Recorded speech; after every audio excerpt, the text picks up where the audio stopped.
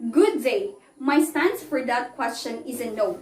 For me, labels tend to focus and see on the impairment, disabilities, and the weaknesses and not by the well-being of a person and also its strength.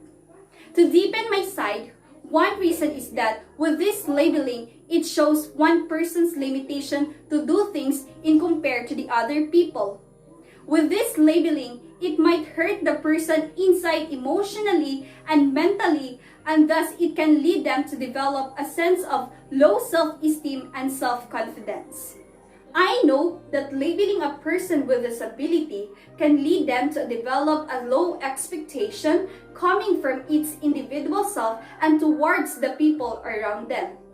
If a person is labeled, they cannot do what they want, or what we commonly hear that they have less freedom to explore things beyond their ability, just because the label is at first already, and of course, the judgment of the people is at hand. A person who is labeled may experience a peer or society issues just because they are labeled. It might be difficult for them to find a circle of friends and to interact with other people, and those labeled words would lead them to discrimination. Aside from that, a person who is labeled might keep their emotions, hurt feelings, and problems all by themselves just because they think that no one could understand them and might lead them to depression. If a person is labeled, it leads them to become isolated from the others, that they would think that they are not belong to a group, or they would probably think that they are not a normal person.